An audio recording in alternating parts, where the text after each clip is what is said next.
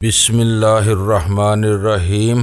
گمنام ہیرو کے معزز ناظرین، السلام علیکم۔ آئیے چلتے ہیں کہانی کی طرف۔ بولنے کے دوران میں وہ یکٹک میری آنکھوں میں دیکھ رہا تھا۔ بے شمار پر اسرار علوم کے علاوہ ہپناٹزم کا بھی ماہر تھا۔ عمر رسیدہ اور دل کا مریض ہو جانے کے باوجود بھی اس کی آنکھوں میں پائی جانے والی مقناطیسی قوت سے انکار ممکن نہیں تھا۔ میں نے پلک جھپکتے میں محسوس کر لیا وہ مجھے اپنی آنکھوں کی گرفت میں لینا چاہتا ہے، لیکن آج میں اس کی کسی ایسی ویسی کوشش کو کامیاب کرانے کے موڈ میں نہیں تھا۔ ان لمحات میں نے اپنے اندر ایک ترغیبی آواز کو ابھرتے ہوئے محسوس کیا۔ وہ آواز چپکے میری باطنی سماعت میں یہ ہدایت انڈیل رہی تھی: وجدان، اس شخص کی آنکھوں میں لگاتار نہ دیکھو۔ تم اچھی طرح جانتے ہو یہ ہپناٹزم کا بہت بڑا ماہر ہے، کہیں یہ اپنی کسی پراسرار صلاحیت کو استعمال کر کے بازی نہ پلٹ دے۔ یہ محض جسمانی طور پر کمزور ہوا ہے، اس کے دماغ اور روح میں اب بھی بے پناہ توانائی بھری ہوئی ہے۔ تم اس کی نگاہ سے نگاہ ملانے کی کوشش نہ کرو۔ جتنی جلدی ممکن ہو تم اپنا کام کو نپٹا کر یہاں سے نکل جاؤ۔ بازی کے آخری مرحلے پر کھیل کو بگڑنا نہیں چاہیے۔ مجھے یہ سمجھنے میں قطعی کوئی مشکل پیش نہ آئی کہ اس وقت میرے اندر کون بول رہا تھا۔ وہ عدم تشدد کے حامی جو کھانگ ٹیمپل کے چیف لاما چنگ فورن پوشی کے سوا اور کوئی نہیں ہو سکتا تھا۔ میری اس کامیابی میں بلا شبہ چنگ فو کا بہت بڑا ہاتھ تھا۔ میں اس کی ہدایت کو نظر انداز کرنے کی غلطی نہیں کر سکتا تھا۔ میں نے ساحل کی طرف دیکھتے ہوئے کہا: تمہیں میری مدد کرنا ہوگی۔ وہ کوئی سوال کیے بغیر میرے قریب آ گئی۔ ربی نے ٹھہرے ہوئے لہجے میں استفسار کیا: تم کیا کرنا چاہتے ہو وجدان؟ جو کچھ بھی ہوگا تمہارے سامنے ہی ہوگا۔ میں نے اس کی طرف دیکھے بنا کہا: لہذا کسی تشویش میں مبتلا ہونے کی ضرورت نہیں، خاموش بیٹھے رہو، میری کارروائی اور کارکردگی دیکھتے رہو۔ اللہ نے پہلی مرتبہ تو تمہاری خاطر تواضع کا موقع دیا ہے، تھوڑی سی خدمت مجھے بھی کر لینے دو۔ بات ختم کرتے ہی میں نے خطرناک گن ساحل کو تھما دی اور سنسناتے ہوئے لہجے میں اسے ہدایت دی: تم اپنے قدردان میزبان کو اس طرح اپنے نشانے پر لیے رکھو کہ یہ میری کسی کارروائی میں کوئی مداخلت نہ کرنے پائے۔ اس نے تمہاری بہت خیال رکھا ہے۔ اس محبت اور نوازش کا کچھ صلہ تو بھی تم بھی دو، لیکن ایک بات کا خیال رکھنا۔ میں نے ڈرامائی انداز میں جملہ ادھورا چھوڑا، پھر ایک لمحے کے توقف کے بعد اضافہ کرتے ہوئے کہا: بھول کر بھی اس کی آنکھوں میں دیکھنے کی کوشش نہ کرنا۔ یہ شخص بہت بڑا نمونہ باز ہے، اپنی آنکھوں کی مدد سے نمونہ بازی کرتا ہے۔ پچھلے کچھ عرصے میں تم نے اس کی نمونہ بازی کے بہت سے نمونے دیکھے ہوں گے۔ ساحل نے بڑے اعتماد کے ساتھ گن میرے ہاتھ سے لے لی اور عزم لہجے میں بولی: تم فکر نہ کرو وجدان، میں تمہاری مرضی کے خلاف اسے ایک سانس بھی نہیں لینے دوں گی۔ ان دونوں کی طرف سے مطمئن ہونے کے بعد میں اپنے کام میں مصروف ہو گیا۔ سب سے پہلے میں نے ربی کے سیل فون پر قبضہ کیا۔ ایک کثیر المالیت موبائل فون کو آف کر کے میں نے اپنے بیگ میں پہنچا دیا، پھر اسی بیگ میں سے چند مفید اشیاء برآمد کر لی۔ مذکورہ اشیاء کو میں نے ایک ترتیب سے میز پر چن دیا، پھر بڑی سرعت سے مصروف عمل ہو گیا۔ آئندہ 1 منٹ کے اندر میں اس بیڈ روم تک آنے والی ٹیلی فون کی لینڈ لائن کو بھی منقطع کر چکا تھا۔ اس انتظام کے نتیجے میں اتنا ہو گیا کہ اب ربی اس بنگلے سے باہر کسی سے رابطہ کر سکتا تھا اور نہ ہی باہر والے فون کے راستے اس سے کسی قسم کی بات چیت کے قابل رہے تھے۔ ربی نے میری اس کارروائی کو بڑی برداشت سے دیکھا۔ اسے اپنے تاثرات چھپانے میں کمال حاصل تھا۔ ان لمحات میں بے بسی کی جن منازل سے گزر رہا تھا، اس سفر کا شائبہ تک اس کی صورت پر دکھائی نہیں دیتا تھا۔ بلا شبہ وہ ایک طاقتور اور با اختیار شخص تھا۔ اس نے اپنے اثر و رسوخ کے بل بوتے پر مجھے خاصے طویل عرصے سے نارسائی کی زندگی گزارنے پر مجبور کیے رکھا تھا، اور اب اس کی باری تھی۔ ساری بات داؤ چلنے کی ہوتی ہے۔ کبھی ربی کا داؤ چل گیا تھا اور اس نے میری رگے جان پر تسلط جما کر مجھے ہاتھ پاؤں سے معذور اور دل و دماغ سے مفلوج کر دیا تھا۔ اب وہ میرے داؤ میں آیا ہوا تھا۔ دیانتداری کا تقاضا تو یہی تھا کہ اس کا دیا ہوا قرض سود در سود لوٹایا جاتا، مگر اس کے احسانات کا قرار واقعی بدلہ چکانے کی میرے پاس مہلت نہیں تھی۔ مجھے جو کچھ بھی کرنا تھا چند منٹ میں کر گزرنا تھا، جبکہ اس کے شایان شان سلوک کے لیے ایک عرصہ درکار تھا۔ یہ یک مشت نہیں بلکہ قسط وار اتارنے والا قرض تھا، لیکن افسوس کہ میرے پاس صرف ایک قسط کا کوٹا تھا، آخری قسط کا کوٹا۔ میں نے نائلون کی باریک لیکن انتہائی مضبوط ڈوری کی مدد سے اس کے دونوں ہاتھ پشت پر لے جا کر باندھ دیے۔ وہ زبان اور جسم کی مختلف جنبشوں کوششوں سے مزاحمت کرنے کی کوشش کرتا رہا، لیکن میں نے اس کی ایسی کوئی بھی کوشش کامیاب نہیں ہونے دی۔ بعض مقامات پر مجھے قدرے سختی سے بھی کام لینا پڑا، مگر بہرحال میں نے اپنا مقصد پورا کر لیا۔ اس طرح تو ہوتا ہے اس طرح کے کاموں میں۔ یہی سلوک میں نے اس کے پاؤں کے ساتھ بھی کیا۔ میں نے نائلون کی ڈوری سے بندشیں لگاتے وقت اس بات کا خیال رکھا تھا کہ وہ ہزار کوشش کے باوجود بھی از خود اس جکڑ بندی سے آزاد نہ ہونے پائے۔ ربی نے موقع کی نزاکت اور صورتحال کی سنگینی کو اچھی طرح بھانپ لیا تھا، اس لیے بھی زیادہ چون چرا نہیں کی۔ میرے خطرناک تیوروں نے اسے باور کرا دیا تھا کہ اگر اس نے میری کارروائی میں مزاحم ہونے کی کوشش کی تو میں کوئی انتہائی قدم اٹھانے سے بھی دریغ نہیں کروں گا۔ اس کی عزت ایک سنگین اتفاق کے سبب میرے ہاتھ لگ گئی تھی۔ اس نے محسوس کر لیا تھا کہ اگر اس نے ہیرو بننے کی کوئی صحیح دکھائی تو میں وہ روح رعایت واپس لے لوں گا جو میں نے اس کے معاملے میں اب تک روا رکھی تھی۔ وہ بے عزتی کے اس موقع پر ہاتھ سے گزرنا افورڈ نہیں کر سکتا تھا۔ اس کام سے فارغ ہونے کے بعد میں نے میز پر سے مخصوص قسم کا ٹیپ اٹھا لیا۔ ان لمحات میں میرے ہاتھ برق رفتاری سے کام کر رہے تھے، منٹوں کا کام سیکنڈوں میں مکمل ہو رہا تھا۔ میں نے ٹیپ کے رول میں سے 3 مناسب لمبائی کی پٹیاں کاٹ لی، پھر ٹیپ کی ان پٹیوں کو میں نے ایک خاص ترتیب کے ساتھ ربی موش ہائمن کے ہونٹوں پر چپکا دیا۔ اس ٹیپ میں قیامت کی جکڑ اور پکڑ تھی۔ وہ کسی چونٹے کے مانند چپک جاتا تھا اور کسی جونک کی طرح چپکتے ہی چوسنے کا عمل شروع کر دیتا تھا۔ میرے چپکائے ہوئے اس خاموش ٹیپ نے ربی کی قوت گویا ہی چوس لی تھی۔ وہ با اختیار شخص اپنی بے اختیاری کی گھڑیوں میں زبان ہلانے کے قابل نہیں رہا تھا۔ اس کے ہونٹوں سے کوئی لفظ کیسے خارج ہوتا؟ ربی کی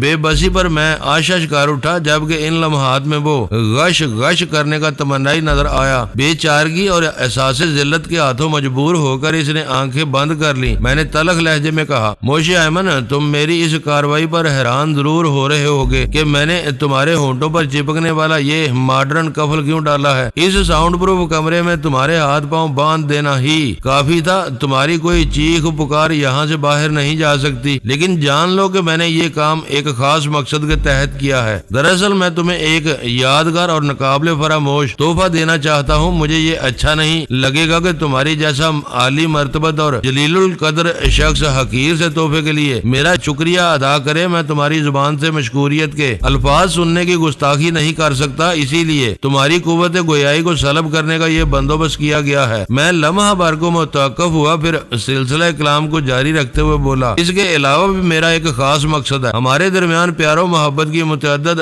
زگیم جلدیں مرتب ہو چکی ہیں۔ میرے پاس اتنی فرصت نہیں کہ میں اسی بہی کھاتے کو کھول کر کسی تولانی حساب کتاب میں لگ جاؤں۔ میں صرف تم سے چند ضروری باتیں کروں گا اور یہ چاہوں گا کہ اس موقع پر میں بولوں اور تم سنو۔ تمہیں بولنے سے روکنے کے لیے ہی میں نے تمہاری گویائی کے راستے میں بند باندھا ہے۔ اس کی بند آنکھوں کے پیچھے سے آنسو نکلتے دیکھ کر مجھے حیرت ہوئی۔ یقین ہی نہیں آیا کہ وہ مضبوط شخص رو بھی سکتا ہے مگر سامنے کی حقیقت کو جھٹلایا بھی نہیں جا سکتا تھا۔ آنسو اس کے رونے کا ایک جیتا جاگتا ثبوت تھے، تاہم میں یہ فیصلہ کرنے سے قاصر رہا کہ وہ مگرمچھ کے آنسو تھے یا بے بسی اور ندامت کے، پشیمانی اور پچھتاوے کے، یا فریب اور دکھلاوے کے، اور یا پھر شرمندگی اور بہلاوے کے۔ میں نے گمبھیر انداز میں کہا، موش ہائمن، منہ بند ہو جانے کے بعد تم مجھ سے کچھ نہیں کہہ سکتے، صرف سننے میں مجبور ہو۔ میرے جانے کے بعد تم اپنے آپ سے بھی کچھ نہیں کہہ سکو گے۔ یہ تمہارے ہونٹوں پر چپکی ہوئی مصیبت تمہیں ایک لفظ نہیں بولنے دے گی۔ اس نے یک لخت آنکھیں کھول دی۔ میرے آخری جملے کا مفہوم اس کے لیے حیرت کا باعث تھا۔ میں نے یہ ارادہ ظاہر کیا تھا کہ اسے زندہ چھوڑ کر جاؤں گا، اور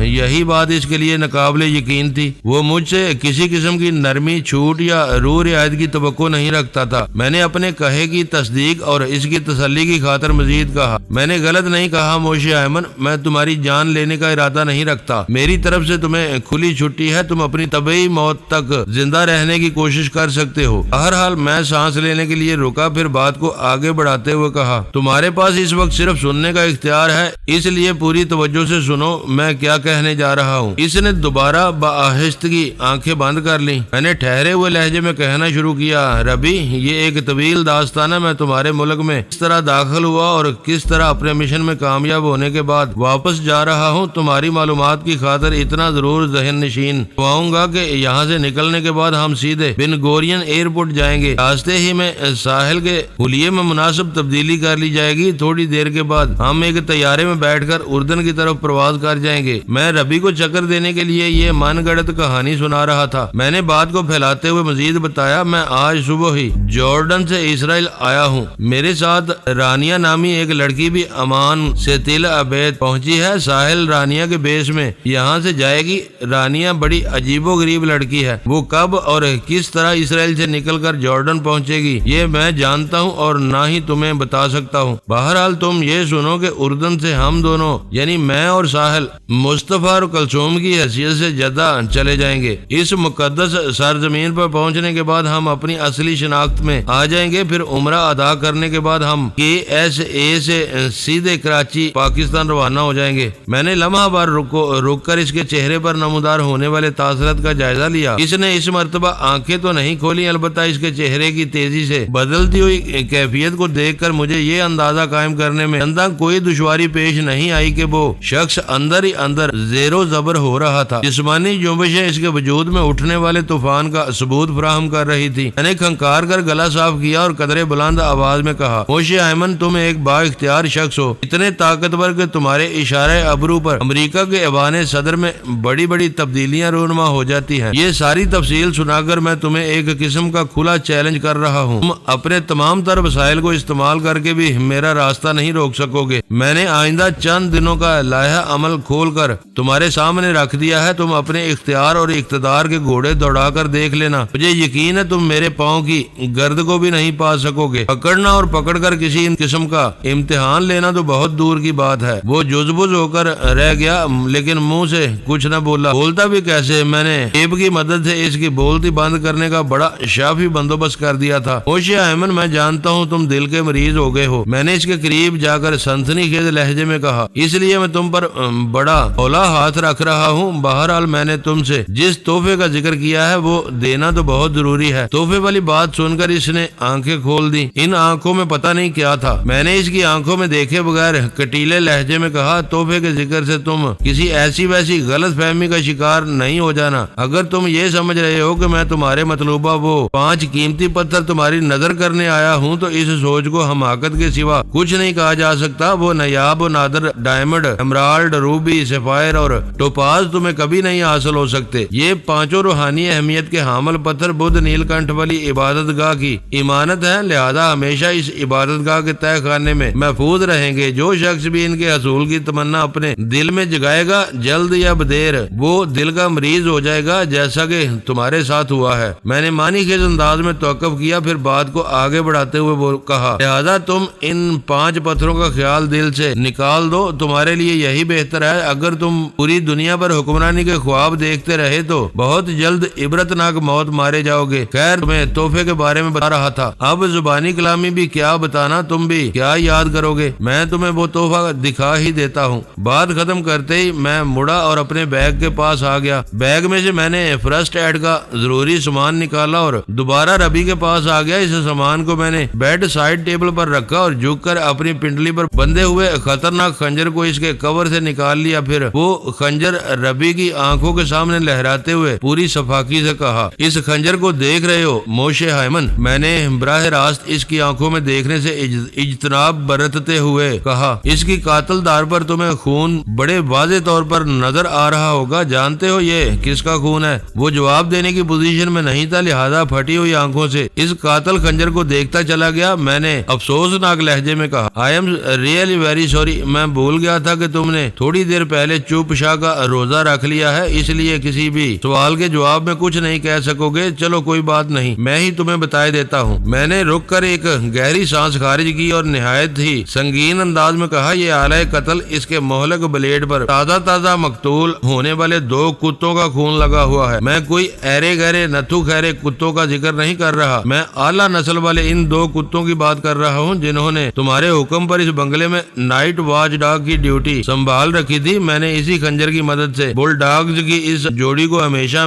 کے لیے خاموش کر دیا ہے۔ میں نے ایک ایسے زاویے سے اس کی آنکھوں میں دیکھا جہاں سے ہماری نظریں براہ راست ایک دوسرے سے نہیں ٹکراتی تھی۔ یہ احتیاط بہت ہی ضروری تھی۔ ربی موشے ایمن جسمانی طور پر میری گرفت میں آ چکا تھا، لیکن میں نے ایک لمحے کے لیے بھی اس کی پراسرار صلاحیتوں کو ذہن سے فراموش نہیں کیا تھا۔ میں جانتا تھا ربی دیگر باطنی علوم کے ساتھ ساتھ ہی مسمرائزم اور ہپناٹزم کا بھی ماہر تھا۔ اگر ایک مرتبہ اسے آنکھوں کے راستے میرے اندر اترنے کا موقع مل جاتا تو کچھ بعید نہیں تھا وہ بازی کو پلٹ دیتا، اگرچہ مجھے 100% یقین تھا وہ چاہے کچھ بھی کر لے مجھے اپنے ٹرانس میں نہیں لے سکے گا، لیکن اپنے مشن کے اختتامی مرحلے میں میں کسی قسم کا رسک لینے کو تیار نہیں تھا۔ میں نے ایک محفوظ تیرچے زاویے سے اس کی جہاندیدہ آنکھوں میں سراسیمگی کو بڑی تیز رفتاری سے تیرتے ہوئے پایا۔ یوں محسوس ہوتا تھا جیسے اس خنجر کو دیکھ کر ربی نے یہ سوچ لیا ہو کہ میں اسے موت کے گھاٹ اتارنے والا ہوں۔ میں نے اس کی سوچ کے آشکار ہوتے ہی جلدی سے کہا، دل چھوٹا اور دماغ موٹا نہ کرو ربی۔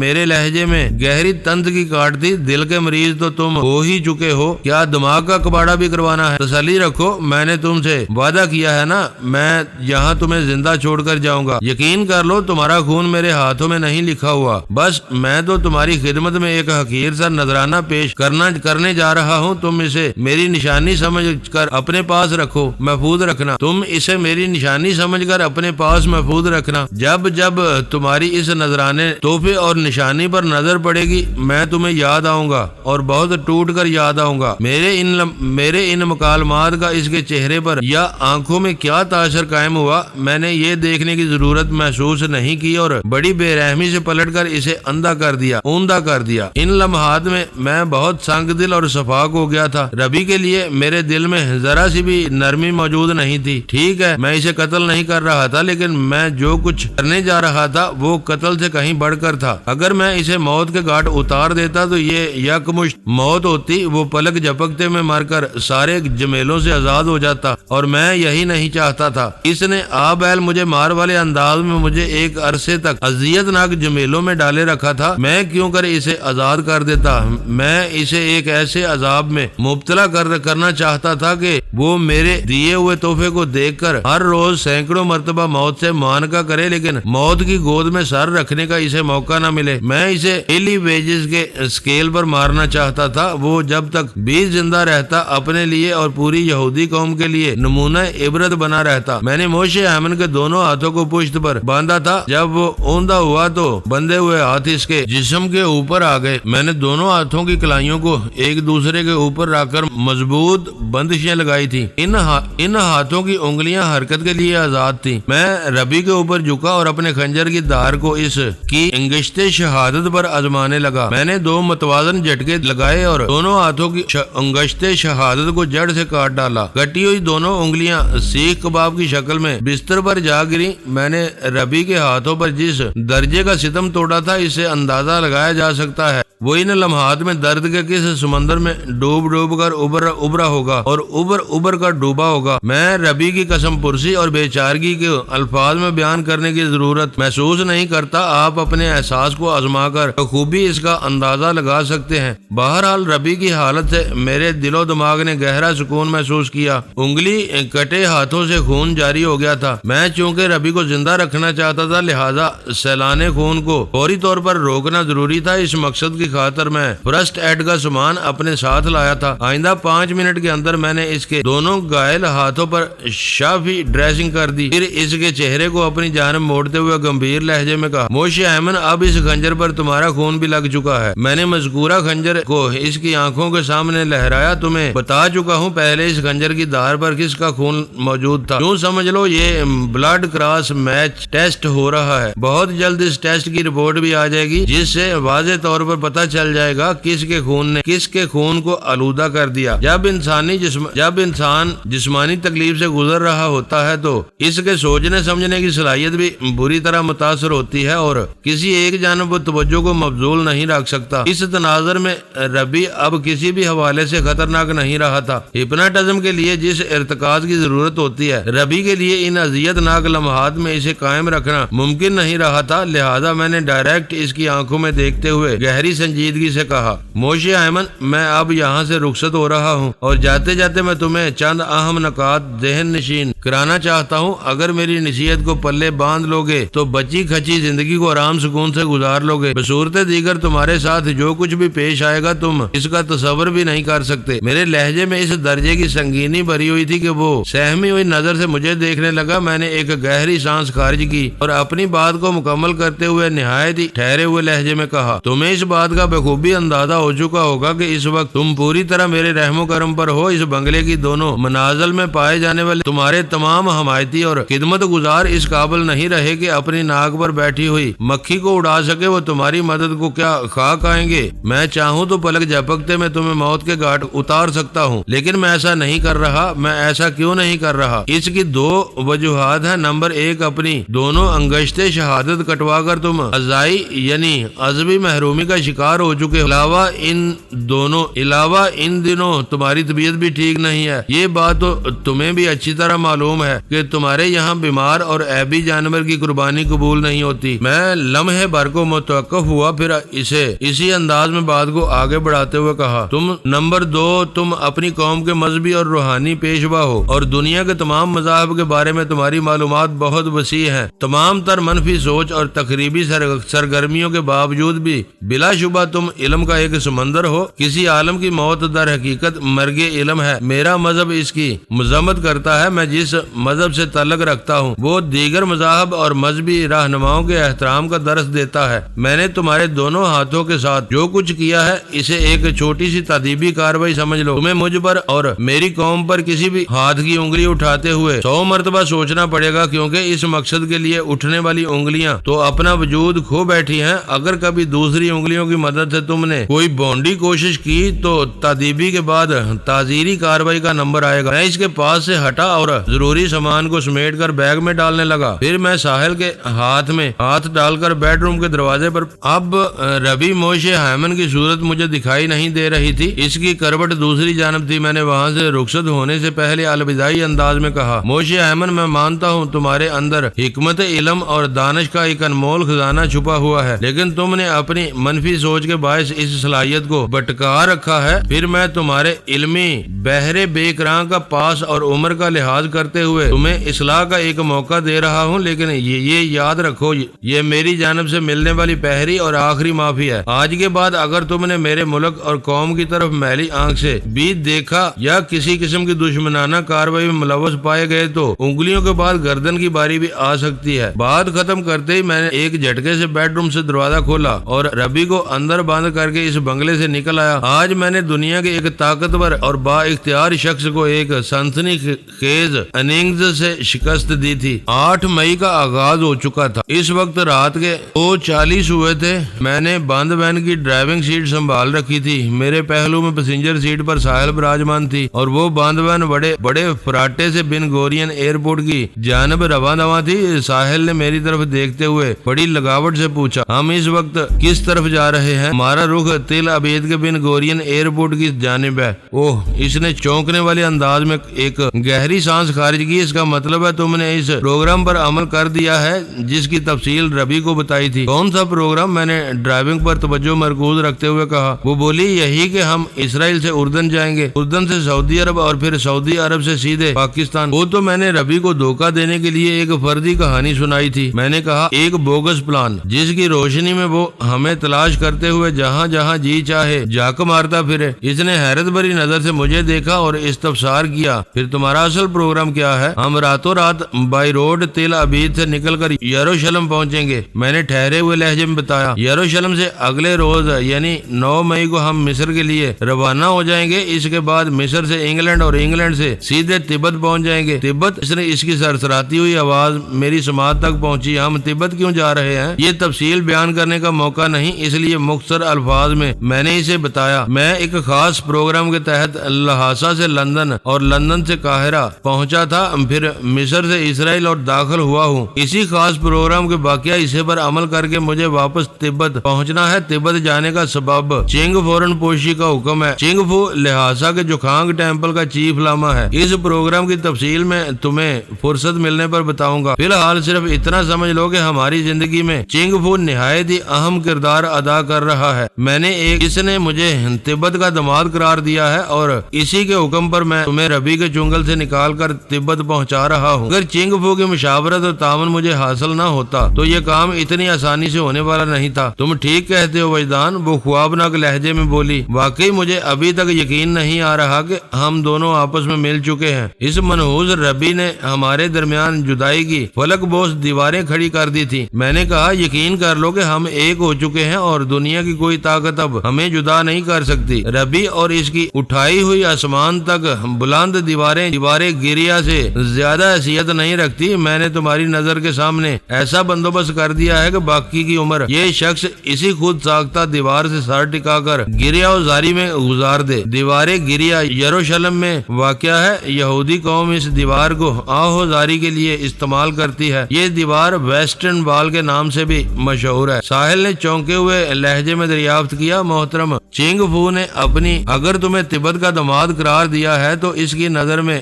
میری کیا حیثیت ہے؟ ساحل کے والدین بیر جانی اور تھونچی کا تعلق تبت سے تھا۔ وہ اولاد کے چکر میں پھنس کر کھٹمنڈو پہنچے اور پھر خود نیل کنٹھ والی عبادت گاہ کی خدمات کا کام انہوں نے سنبھال لیا۔ ان دنوں ساحل دنو ہوا کرتی تھی۔ یہ تو پاکستان میں داخل ہونے کے بعد میں نے اس کا نام دنو سے بدل کر ساحل رکھ دیا تھا، جو اسے بے حد پسند آیا تھا۔ ساحل کا باپ اونچی کوئی بدھ بخشو نہیں تھا، بہرحال وہ بدھ نیل کنٹھ والی عبادت گاہ میں کسی بدھ بخشو سے زیادہ اہم کام کر رہا تھا۔ افسوس کہ اب تھونچی اور بیر جانی آن جہانی ہو چکے تھے۔ ان تمام واقعات کی تفصیل میری داستان کے وسطی حصے میں بیان کی جا چکی ہے۔ ساحل کو تبت دیکھنے کا بڑا اشتیاق تھا۔ اس نے اس جنت نظیر قطع ارض کی صرف تعریف ہی تعریف سنی تھی۔ جب ہم دونوں پاکستان میں تھے تو سوچا تھا کبھی فرصت ملی تو تبت کی سیر کو ضرور جائیں گے۔ اب ساحل نے جو میری زبان سے تبت جانے کا تذکرہ سنا تو وہ ایک سنسنی خیز جوش و خروش سے سرشار ہو گئی۔ اس جوش میں اس نے اپنی حیثیت کو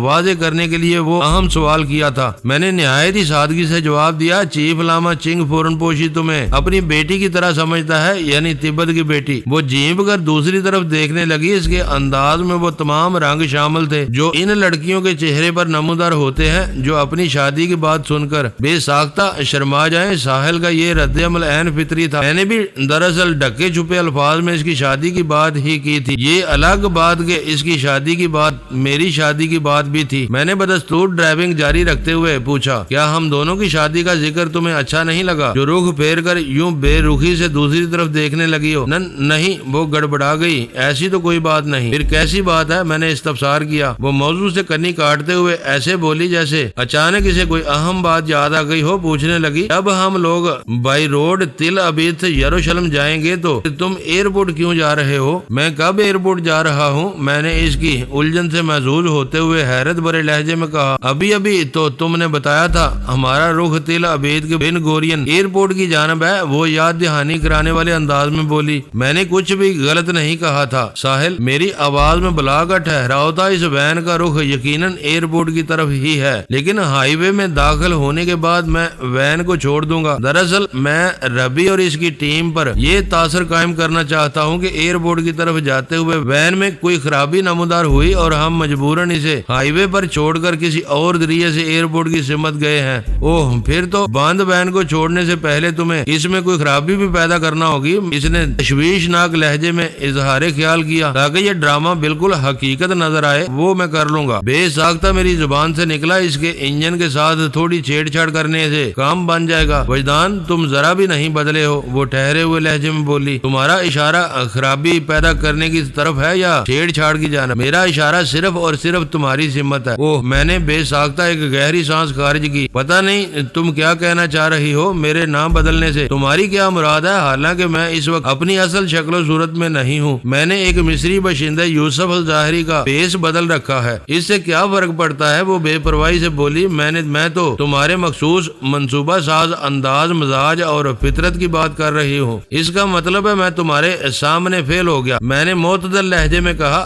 میری یوسف الظاہری والی اداکاری ناکام ہو گئی۔ ساحل نے یہ بات بڑی واضح انداز میں محسوس کر لی تھی کہ میں دانستہ اس سے چھیڑ چھاڑ والے انداز میں دل لگی کر رہا ہوں۔ وہ میرے بہت قریب رہی تھی، اس لیے بھی میری عادات و مزاج اور فطرت سے بخوبی آگاہ تھی۔ چند لمحے خاموش رہنے کے بعد اس نے پوچھا، تمہارے ہاتھ میں کوئی تکلیف ہے وجدان؟ میں ڈرائیونگ کے دوران میں غیر ارادی طور پر وقفے سے اپنے بائیں ہاتھ کی مٹھی کو بند کھول کر رہا تھا۔ یہ وہی گائل ہاتھ تھا جس کی ہتھیلی میں میچم نے بے دریک کاٹ ڈالا تھا۔ زخم کی تکلیف شدید نوعیت کی نہیں تھی، مجھے ہلکی ہلکی جلن اور الجھن کا احساس ہو رہا تھا، اور یہی احساس غیر ارادی انداز میں متاثرہ ہاتھ کی مٹھی کو کھول بند کر رہا تھا۔ ساحل کے سوال کے جواب میں نے اسے اس واقعے کی تفصیل سنائی، پھر بتایا کوئی خاص تکلیف نہیں۔ اپارٹمنٹ پر پہنچنے کے بعد میں اس کا جائزہ لوں جاؤں گا اپارٹمنٹ؟ وہ الجھن زدہ نظر سے مجھے دیکھنے لگی۔ کیا ہمیں کسی اپارٹمنٹ میں جانا ہے؟ میں نے جواباً اسے مختصراً الفاظ میں بہائی گارڈن اپارٹمنٹ کے اپارٹمنٹ نمبر 27C کے بارے میں بتا دیا۔ اس بیان میں صوفیہ کا ذکر بھی آیا۔ ساحل صوفیہ کا نام سن کر بڑے معنی خیز انداز میں میری آنکھوں میں دیکھنے لگی۔ اس کی مخصوص تشویش دور کرنے کے لیے میں نے اسے بتا دیا کہ اس طرح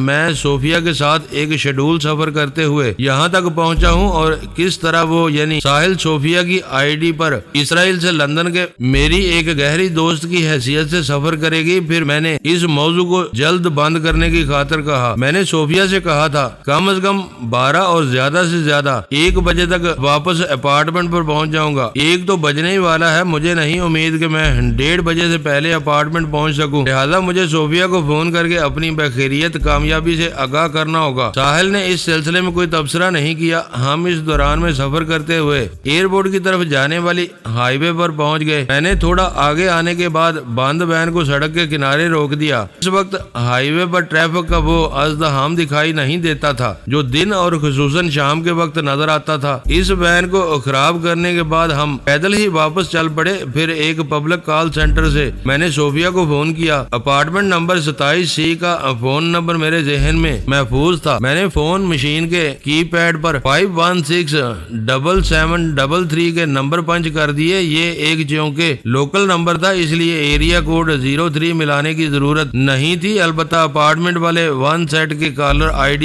اسکرین پر PCC کے لوکل نمبر سے پہلے تل عبید کا ایریا کوڈ 03 ضرور فلیش کر رہا ہوگا۔ میں نے اپارٹمنٹ 27C سے رخصت ہوتے وقت فون کے سلسلے میں صوفیہ کو چند اہم ہدایت دی تھی۔ میں نے انہی ہدایت کی روشنی میں ایک بیل جانے کے بعد رابطہ منقطع کر دیا، پھر 1 منٹ کے بعد دوبارہ رنگ کیا اور دوبارہ 1 گھنٹی بجنے کے بعد لائن کاٹ دی۔ اس کے فوراً بعد 1 مرتبہ پھر وہی نمبر ملایا۔ ہمارے درمیان یہی طریقہ کار طے ہوا تھا۔ اب وہ بے دھڑک فون اٹینڈ کر لیتی اور اس نے ایسا ہی کیا۔ میں نے نہایت ہی ٹھہرے ہوئے لہجے میں کہا، صوفیہ یہ میں ہوں، تم خیریت سے تو ہو؟ میں بالکل ٹھیک ٹھاک ہوں۔ اس کی سرسراتی ہوئی آواز میری سماعت تک پہنچی۔ تم سناؤ اتنی دیر کیوں لگ گئی؟ تم اس وقت کہاں ہو؟ مشن کس مرحلے میں ہے؟ ہمارا مشن خیر و خوبی کامیابی سے ہمکنار ہو گیا ہے، میں نے ٹھہرے ہوئے مسرت امیز لہجے میں کہا۔ ساحل اس وقت میرے ساتھ ہے، میں نے ربی اور اس کے بنگلے کی اینٹ سے اینٹ بجا دی ہے، ہم تھوڑی ہی دیر میں تمہارے پاس پہنچ رہے ہیں۔ اوہ تھینکس گاڈ، بے ساختہ اس کے منہ سے نکلا۔ میں نے پوچھا اپارٹمنٹ پر تو کوئی گڑبڑ نہیں ہوئی؟ نہیں، یہاں اس پر امن و امان قائم ہے، اس نے جواب دیا۔ جلدی چلے آؤ، میں تمہارا انتظار کر رہی ہوں، میں آ رہا ہوں۔ میں نے یہ کہتے ہوئے ٹیلی فون کا سلسلہ منقطع کر دیا۔ اس دوران میں ساحل میرے قریب ہی رہی تھی، بلکہ میں نے جب صوفیہ سے گفتگو آغاز کی تو وہ کچھ اور ہی نزدیک کھسک آئی تھی۔ اتنا پاس کے ریسیور میں ابھرنے والی صوفیہ کی آواز اس کی سماعت تک بآسانی رسائی حاصل کر سکتی تھی۔ اس کا یہ عمل کسی سوچے سمجھے منصوبے کے تحت تھا یا پھر